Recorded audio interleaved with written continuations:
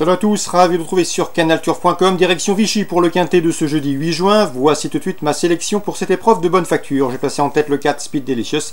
Sa musique parle pour lui, il vient d'aligner 5 podiums consécutifs. Difficile d'aller contre sa candidature. Le seul bémol, c'est qu'il manque de référence corde à droite. On lui posera le numéro 2, c'est Câlin de Morges, qui reste sur 2 succès, preuve de sa bonne condition physique. D'autant que son dernier succès a été obtenu récemment, de surcroît sur cette piste de Vichy. Une confirmation est ici attendue, il est dans son jardin, sur l'hippodrome de Bellerive, lui qui affiche 5 podiums, dont 2 succès en 6 courses courues à Vichy. Le numéro 5 dans cette épreuve, c'est Belle Avis, lui aussi est en forme, il reste sur un succès plaisant à Cholet, corde à droite. Une confirmation est ici attendue, d'autant qu'il fait face à un bel engagement, à l'instar des 2 premiers cités au premier échelon de départ. Le 3 Agrippa Méloise, 3e récemment dans une épreuve de longue haleine à Châteaubriand, devra également comptera également de logique supporter, elle qui n'a plus à faire ses preuves sur les anneaux corde à droite. Ensuite, on se méfiera du 6, Badius de Tilou, qui n'a pas gagné depuis le mois de mai 2016, depuis le 7 mai 2016, date de sa victoire dans le groupe 2, prix Albert de Marque, preuve de sa qualité. Je le pense ici capable de compléter la combinaison gagnante du quartier voire du quintet. Lui qui compte déjà 3 victoires, corde à droite. Attention également au numéro 14, dans cette épreuve, c'est Atout Duléré. Il doit rendre 25 mètres, certes, mais attention, il vient de manifester sa forme en se classant 2e du prix de l'Obélisque récemment à Anguin.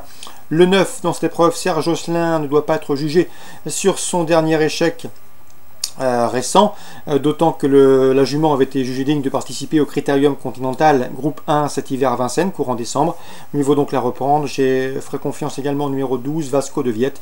Le cheval est en forme, il vient de se classer 5e du prix de l'Obélisque à Anguin, et ce à plus de 100 contre 1. Une confirmation est ici attendue, résumé chiffré, 4, 2, 5, 3, devant le 6, devant le 14, le 9 et le 12.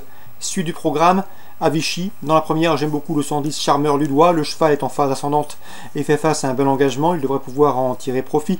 Dans la suivante, attention, 203.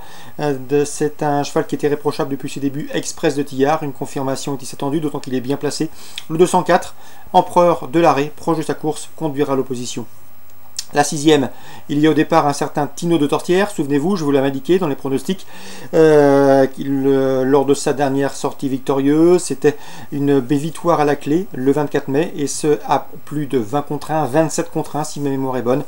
J'ai pu m'entretenir une nouvelle fois avec Claude Bossy, il m'a indiqué que le cheval était toujours aussi bien.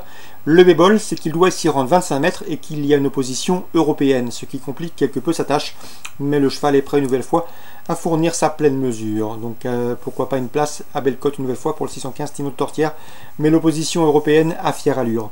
Résumé chiffré pour Vichy, première le 110, la deuxième le 3, le 4 et la 6e le 15 pour une place à Caen en Réunion 2. Dans la deuxième, je vous conseille en priorité le 212 Elvis de Ribes. C'est un cheval estimé par Joël Allais, il fait partie de ses 2 meilleurs E, c'est ce qu'il a indiqué à diverses reprises. Le cheval a remporté ses 2 premières sorties publiques à Vire. Ensuite, à Cherbourg, eh bien, il luttait pour la victoire, cherchait le passage dans la phase finale. Lorsqu'il s'est montré fautif aux abords du poteau, il faut impérativement le reprendre. C'est un élément de qualité, un poulain estimé. Le 112 Elvis du Rib. À suivre également le 806, c'est Balade javanaise. Sa musique parle pour elle. 8 victoires en seulement 10 courses courues, 5 courses à Caen, 5 succès. Difficile d'aller contre. Sa compagne d'entraînement, le 813, à savoir Bianca de Vichy, présentée également par Grégoire Roel, mérite également une note de méfiance. Ce sera mieux qu'une doublure dans cette course. Elle peut venir corser les rapports du trio 806-813. On va parler enfin de la Réunion 3 sur l'hippodrome de Borély. J'ai pu m'entretenir avec Georges Fournigaud. Il délègue surtout, il aura plusieurs partants, mais il y va surtout pour le 709 Union de Bellande. Elle collectionne les bons résultats sous la selle, sa musique le prouve. Contrairement à ce que l'indiquent d'ailleurs ses classements, eh bien, il faut encore rester vigilant avec elle. Elle n'est pas à l'abri d'une incartade, notamment dans les premiers mètres de course, mais on en escompte ici un logique bon résultat. J'ai senti même Georges Fournigaud confiant pour la victoire. Il présente également le 708 Hugo de Lalleux, qui au travail est meilleur que Union de Bellande, malheureusement. Le cheval est régulièrement fautif, donc on va surtout s'efforcer de lui donner un parcours au trot, mais en qualité intrinsèque, il n'a rien à envier à la jument. Donc le 709, Union de Bellande, logiquement sa place est sur le podium. Georges Fournigaud a fait le papier, il redoutait surtout les protégés de Jean-Marie Roubaud, le 710 Hulk du Hauty et le 707 Accroche Cœur. Donc Georges Fonigo confiant avec le 709 Union de Bélande. Il redoute sur tous les deux robots, le 10 et le 7. Voilà pour les infos que j'ai pu collecter pour vous pour ce programme du jeudi 8 juin. Excellent jeu à tous, bonne journée, rendez-vous demain.